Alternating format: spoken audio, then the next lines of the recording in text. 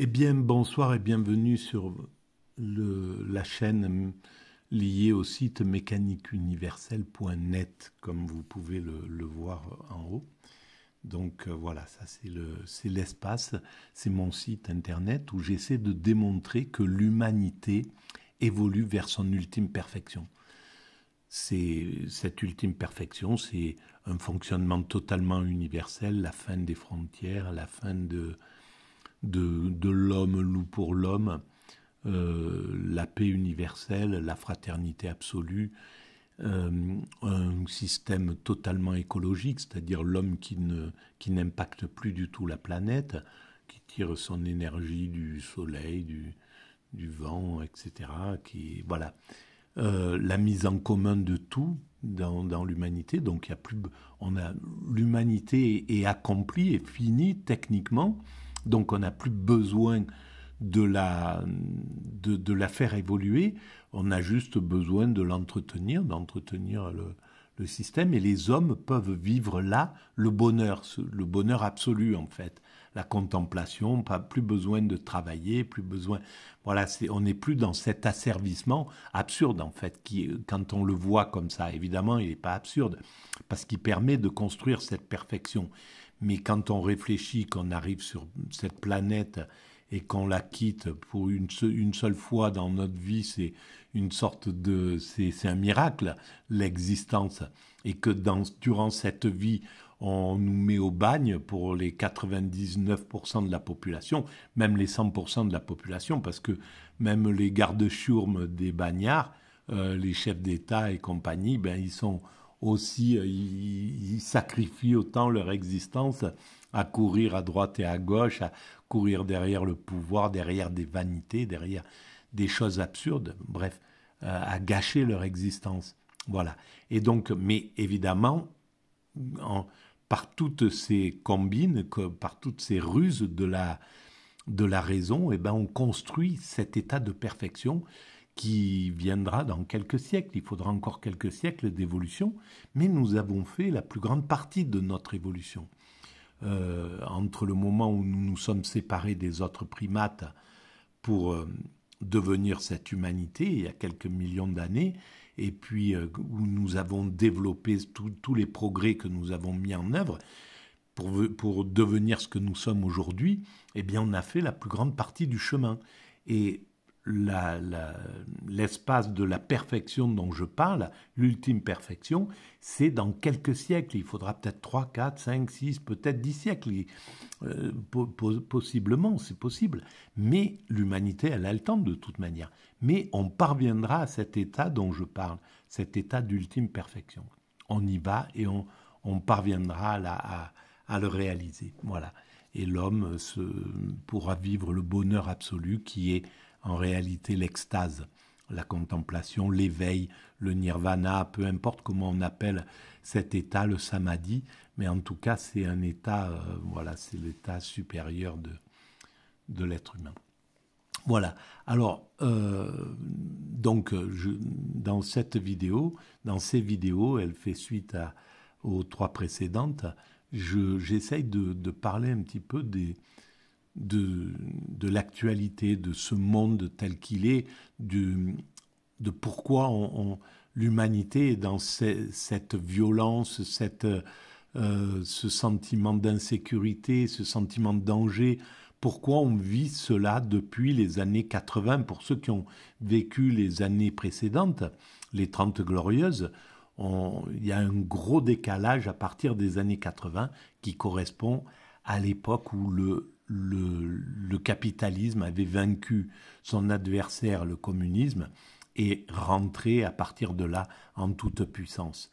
Et depuis que le capitalisme est en toute puissance, le néolibéralisme, ce qu'on appelle le néolibéralisme, eh bien, il met une sorte de violence, de dureté dans l'humanité, un sentiment où tout c'est l'argent qui est le maître, etc. On se rend bien compte que l'empathie diminue, que la vision de l'autre, que les idées d'entraide, etc. Tout ça, c'est difficile, et dans un monde où on est dans un sentiment de danger, un sentiment de violence, eh bien on se resserre tous vers soi et c'était voulu par le système politique. Inconsciemment, pour dominer l'humanité, cette nouvelle aristocratie, l'oligarchie en place dans le monde, eh bien,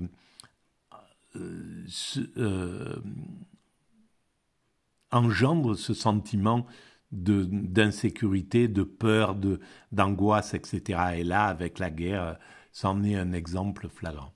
Alors, je vais lire ce petit passage, parce qu'il va falloir que je m'y mette quand même. Ça fait déjà 3 ou 4 fois que j'essaye d'en parler, mais à chaque fois, je suis trop bavard. Alors, allons-y. C'est une des pages qui s'appelle « La conscience et le nihilisme », et surtout sur l'eugénisme. Du nihilisme à l'eugénisme, l'impératif spirituel, un résultat sous nos yeux. Sans dimension spirituelle, l'être humain peut devenir, dans la conscience de celui qui le vise, un simple objet, ouvrant ainsi la porte à l'eugénisme. Cet écroulement du spirituel découle d'une certaine vision matérialiste et nihiliste, que Nietzsche avait déjà perçue en son temps, et les crimes de masse du XXe siècle en sont malheureusement l'enfant. Voilà, on est rentré dans cette ère industrielle et surtout nihiliste qui a impacté toute l'humanité en réalité. Il fallait mettre à distance la religion et on a mis à distance et la religion et le spirituel et toutes les valeurs positives du spirituel au XXe siècle. Et c'est typique de la philosophie qui a eu cours, par exemple l'existentialisme, etc. Même s'il y avait l'existentialisme spirituel, chrétien, etc. Et même si des philosophes comme Bergson ou comme Husserl avaient une vision spirituelle du monde. Mais l'idée, c'était qu'on devait se passer de Dieu, qu'on pouvait avancer dans l'humanité on n'avait plus besoin du spirituel et de Dieu. Et on voit bien que c'est une catastrophe de vivre sans ça, justement parce que ça pose un problème si on enlève la part spirituelle. On va le voir là. Si on enlève la part spirituelle de l'être humain, il ne reste plus que sa part matérielle. Voilà, si un être humain, on n'a plus conscience qu'il est le fruit de Dieu, qu'il est constitué par la matière qui constitue l'univers et qui est divine en somme, si on le considère que comme de la matière, eh bien, en fait, évidemment, bien sûr, on peut en faire un robot, on peut le énergiser, on peut faire tout un tas de trucs sur lui, mais en réalité, c'est au détriment de son fondement en réalité dans cette chose-là. Voilà. Autrement dit, ses qualités intellectuelles et physiques. Voilà. Donc, il ne reste plus que sa part matérielle. Autrement dit, ses qualités intellectuelles et physiques. Si la société le convainc qu'il se réduit à cela, il ne pourra développer que ses qualités basiques. Voilà, on pourra faire des mecs très intelligents, etc., très forts dans leur domaine, des bons businessmen, des bons vendeurs, des bons, etc., mais qui, lorsqu'ils doivent se réveiller à la fin de leur existence, se retrouvent totalement démunis, quoi. Qu'est-ce que j'ai fait de ma vie? Quel a été le sens de mon existence? C'est hallucinant, quoi. Voilà. Alors, un corps déshumanisé n'est qu'une somme d'organes. Si on refuse de rattacher une certaine spiritualité au corps, on le réduit forcément à sa plastique, à ses organes. C'est bien la façon dont le marché observe l'être humain depuis qu'il est devenu tout-puissant. Voilà, exactement. Malheureusement, on est sous la coupe du marché, c'est ça le problème. Et c'est également la façon dont le marché demande à l'être humain de s'observer. anéantissant au passage des millénaires de spiritualité. La voix du peuple peut développer la raison. Mais évidemment, c'est-à-dire que on ne peut pas anéantir le spirituel. L'idée qu'il y a un principe créateur, qu'il y a un Dieu, qu'il y a du sens, que notre vie a du sens. Eh bien, par exemple, que l'humanité va vers sa perfection, l'extase, eh bien, c'est une vision spirituelle de la vie, quoi. S'il y a un sens à la création, ça veut dire que le principe qui a mis en œuvre l'univers lui a injecté un sens avec une sorte de mission, qu'il y a quelque chose de caché, de mystérieux dans l'évolution. Donc c'est typique de la pensée spirituelle. Pourtant, un sondage planétaire. Alors, la voix du peuple peut développer la raison. Pourtant, un sondage planétaire placerait sans doute la perfection du corps et de l'intelligence bien loin derrière les qualités de cœur. Dans la définition populaire d'un humain de bonne qualité, on trouverait avant tout l'homme bon et gentil. Voilà, si on faisait un sondage planétaire, et on viendra à l'idée de sondage planétaire dans quelques décennies, peut-être dans 50, 60 ans, chacun aura sur son ordinateur ou quelque chose qui sera équivalent à ça. Ça aura certainement évolué. Il suffit de venir 50 ans en arrière pour voir où en était le téléphone, pour comprendre ce qui s'est passé en 50 ans sur les ordinateurs, le téléphone, pour comprendre que l'évolution dans 50 ans, c'est inouï. On ne peut même pas l'imaginer encore. Mais bon, on sera à peu près... tout le monde sera câblé, tout le monde sera connecté, il y aura quelque chose comme ça et tout le monde pourra voter sur ce genre de choses. Par exemple, si on demande à quelqu'un qu'est-ce que c'est pour vous les qualités fondamentales d'un être humain, eh ben c'est certainement la capacité à être bon, à avoir de l'empathie, à aider ses frères humains, etc., qui l'emporterait. Je pense que sur les 8 milliards d'êtres humains, 7 milliards 999 millions penseraient comme ça. Alors, sans remettre en cause la recherche génétique qui, nous le savons, part d'un bon sentiment et apporte un progrès considérable à l'humanité, son état d'esprit et sa vision actuelle, me semble-t-il, doivent se dissocier des visions du marché, comme la rentabilité, la norme, etc. Au contraire, la recherche doit se rapprocher de son éthique et des valeurs philosophiques. Parce que c'est justement ça, la recherche génétique ou même la médecine, elle n'a pas compris, elle s'est rapprochée du marché, malheureusement, au lieu de se rapprocher de l'humain. Et donc ça donne les catastrophes qu'on connaît.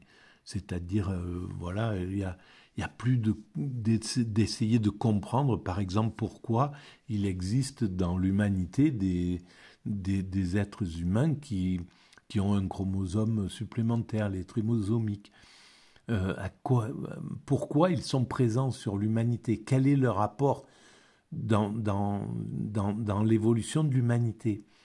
Leur apport est immense. On ne s'en rend pas compte, mais il est immense. Et c'est valable pour tout ce que le marché considère comme inutile, de trop, etc., improductif, etc. On ne comprend pas encore, mais mon travail sur la mécanique universelle éclaire vraiment ce que je suis en train de dire, c'est-à-dire démontre l'importance de tous ces laissés pour compte dans l'humanité, à quel point ils sont importants pour l'évolution de l'humanité et que sans eux, on n'aurait pas évolué jusqu'à ce que nous sommes arrivés. Donc, voilà ce que je voulais dire là.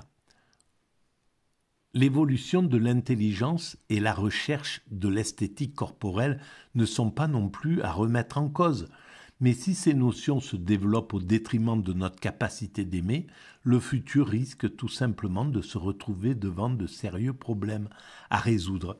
Il suffit d'imaginer ce qu'engendrerait l'union entre l'intelligence froide et la capacité à modifier le gène pour comprendre qu'un tel mélange peut conduire l'humanité vers de nouvelles folies eugéniques. Et après, je pars là-dessus, sur cet eugénisme-là. Voilà, et c'est clair qu'on en est à ce degré. Voilà, bon, je vais arrêter là pour cette vidéo. Si vous pensez que ça a un peu d'intérêt... Alors ça a été écrit en l'an 2000. Hein, voilà, c'est des pages qui ont été faites en l'an 2000. La plupart du temps, voilà, en 2001, c'était ça. Voilà. Et donc, je discute sur justement l'importance de ce qu'on appelle les trisomiques, les êtres humains différents, voilà, qui sont pas plus différents que tout être humain est différent. Nous sommes tous différents, et celui qui serait considéré comme le plus différent ou le plus handicapé, c'est celui qui n'arriverait pas à toucher sa capacité d'aimer. Et on le retrouve plus chez un milliardaire, quelqu'un qui est un PDG, un patron, un mec qui a du pouvoir.